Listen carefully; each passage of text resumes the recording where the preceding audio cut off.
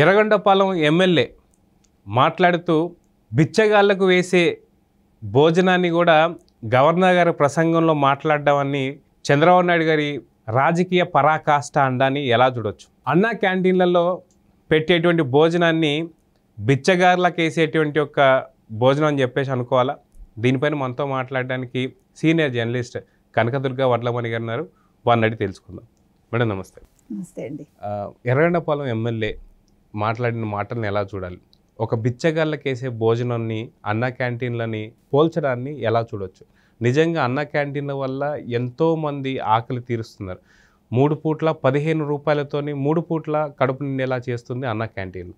అయితే ఇట్లాంటి అన్నా క్యాంటీన్లని 5 రూపాయలకి బిచ్చగాళ్ళకి వేసే భోజనం అన్నట్టు మాట్లాడడాన్ని ఎలా చూడొచ్చు అంటారు?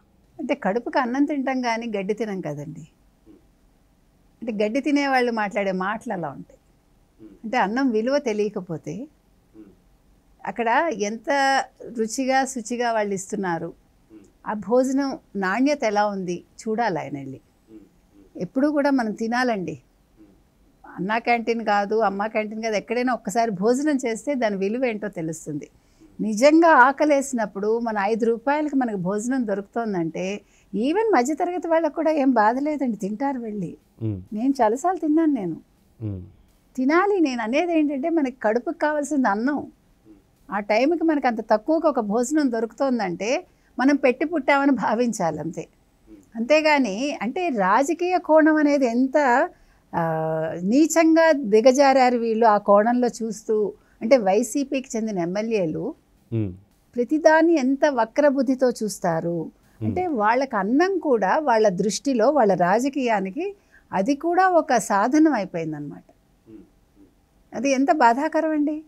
ఒక ఎర్రగొండ్లపాలెంకి చెందిన ఒక ఎమ్మెల్యే, ఒక చంద్రశేఖరరావు అనే ఆయన, ఇప్పుడు రాయలసీమ ఈరోజు వెనకబడిన జిల్లా అని ఎందుకు చెప్తున్నారు? నీళ్లు లేకపోవటం వల్ల కదా. అక్కడ పంటలు పండకపోతే భోజనం విలువ వాళ్ళకి ఇంకా ఎక్కువ తెలియాలండి. అన్నం విలువ మనిషికి ఒక మెతుకు మనం వేస్ట్ చేసిన బాధపడే స్థితిలో మనం ఉండాలి. ఎందుకంటే మనకి కావాల్సింది అన్నం. అన్నం లేకపోతే ఈ కడుపు కోసమే ఈ కష్టాలన్నీ మనం పడతాం. తెల్లారు లేచి పొద్దున్న 6ంటికి లేచి పరిగెట్టేవాడు ఉంటాడు, 8ంటికి పరిగెట్టేవాడు ఉంటాడు, 10ంటికి పరిగెట్టేవాడు ఉంటాడు. వీళ్ళకి అప్పనంగా డబ్బులు వచ్చి, వీళ్ళకి అప్పనంగా ఆస్తులు వచ్చి, వీళ్ళకి తిండి విలువ తెలియక రోజు బిర్యానీలు తింటాడేమో కూర్చుని. మరి అందుకని అట్లా మాట్లాడుతున్నాడు. మనం మామూలుగా భోజనం చేస్తాం కాబట్టి మనకి భోజనం విలువ తెలుసు. మనందరం కూడా కష్టపడి పనిచేసి మన రూపాయితో మన అన్నం తింటున్నామండి. వేరాజ్ ఈ ఎమ్మెల్యేలు, ఈ వైసీపీ వాళ్ళు ఎవరైతే ఉన్నారో నిన్నటి వరకు అవినీతిలో కూరుకుపోయి రాష్ట్రాన్ని అతలాకుతలం చేసి ఈరోజు ఫైల్స్ కూడా దగ్ధం చేసి వరుసగా ఎందుకు చేస్తున్నారండి? వాళ్ళు చేసిన అవినీతి కోసమే కదా ఇవన్నీ చేస్తున్నారు.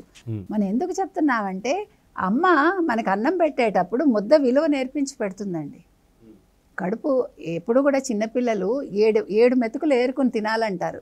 అప్పుడు వాళ్ళకి ఆరోగ్యం ఉంటుందని. పిల్లలు తినకపోతే సరే అన్నం అక్కడ పెట్టమ్మా, 7 మెతుకులు ఏరుకొని తింటే అది మంచిది, పిల్లకి బలం వస్తుందంటారు. నిజంగా చెప్తున్నానండి. పెద్దవాళ్ళు ఉంటే ఇంట్లో మనకు తెలుస్తాయి. మెతుకు విలువ అది. మనం గంజిలో వేసుకొని తిన్నా ఆ మెతుకు విలువే. మీరు వెండి కంచంలో పెట్టుకు తిన్నా అదే భోజనం తింటారు. ఒక మంచి పాట కూడా ఉందండి, కీర్తన ఉంది దాని మీద కూడా. ఎందుకు చెప్తున్నానంటే విలువ తెలియని వాడు మాట్లాడే మాటలకి మనం విలువ ఇవ్వకూడదు. అంటే ఆయనకు ఆ విలువ తెలియదన్నమాట. లేకపోతే ఇప్పుడు గవర్నర్ ప్రసంగంలో దాన్ని ప్రస్తావించారంటే ఎప్పుడు స్టార్ట్ అయిందండి మెడ్రాస్లో ఈ అన్నా క్యాంటీన్లో?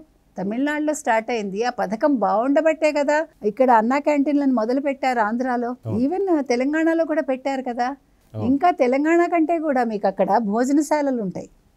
వీళ్ళు ఊరికే ఒక చిన్న బడ్డీ కొట్లా పెట్టి అక్కడ ఆకుల్లో పెట్టి ఇచ్చేస్తారు, ప్లేట్లలోనూ పక్కన పడేస్తారు. వేరేజ్ తమిళనాడులో అట్లా ఉండదండి. దానికి ఒక భోజనశాల, అమ్మ భోజనశాల ఉంటుంది. అక్కడ వాళ్ళు చక్కగా పెడతారు మర్యాదగా.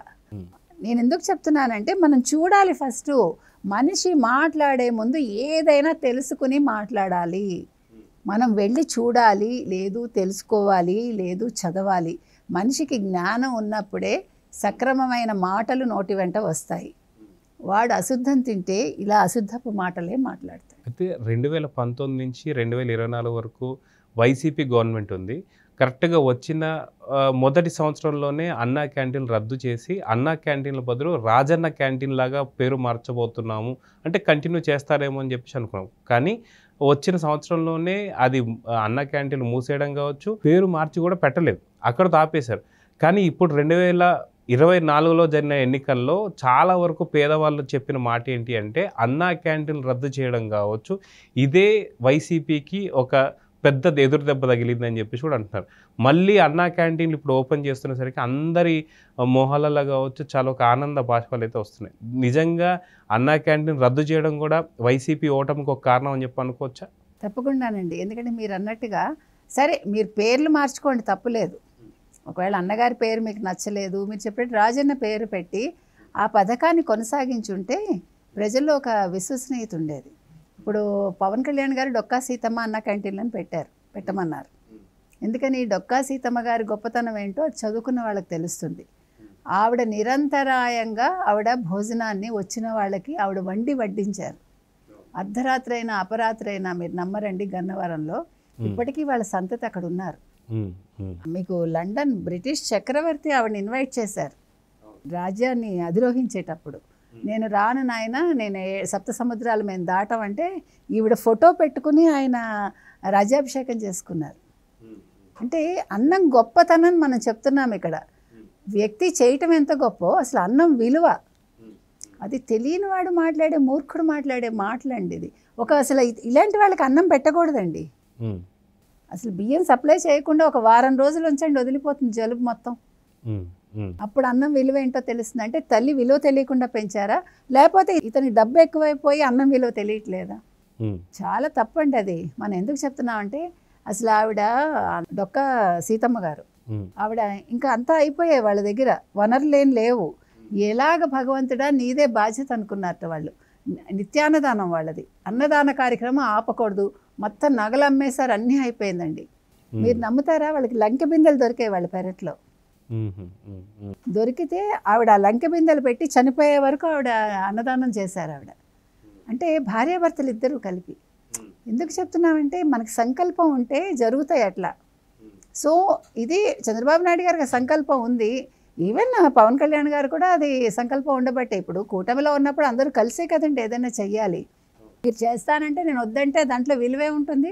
సో కలిసికట్టుగా చేస్తున్నారు, చేసేదాన్ని మీరు అప్రిషియేట్ చెయ్యొద్దు. పోనీ సరే మీరు అభినందించకండి, అబ్బా మీ అభినందనలు ఎవరికి అక్కర్లా, చూడండి అంతే. మీకు నచ్చకపోతే నోరు మూసుకు కూర్చోండి. ఇదేం తప్పు పని కాదుగా, ఇదేమి అవినీతి కాదుగా, ఇదేమి భూములు ఆక్రమించుకోవటం కాదు కదా, ఇదేమి ప్రజల్ని జైల్లో వేయటం కాదుగా. ఒక పూట మనిషికి ఇంత అన్నం పెడుతున్నాం. మీరు కనుక సినిమాల్లో చూడండి, సినిమా షూటింగ్లు జరిగేటప్పుడు చూసారంటేనండి మీకు ఎంత కళ్ళకి నీళ్ళు వస్తాయంటే, ఈ లైట్లు మోస్తారండి బాయ్స్, అంతంత లైట్లు పట్టుకుని వాళ్ళు మోస్తారు, ఆ అన్నం కోసం వస్తారండి.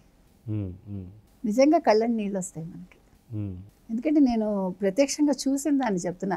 ఈవెన్ సీరియల్స్లో నటించేటప్పుడు కూడా ఒక్క పూట భోజనం కోసం వచ్చేవాళ్ళు ఉంటారు. అంటే చాలా బాధ అనిపిస్తుంది మనకి. అందుకే మన రోడ్డు పక్క ఎవరన్నా అడుక్కునే వాళ్ళు విస్తళ్ళు ఏరుకుంటుంటే వెళ్ళి ఒక 5 రూపాయలు సాయం చేయండి.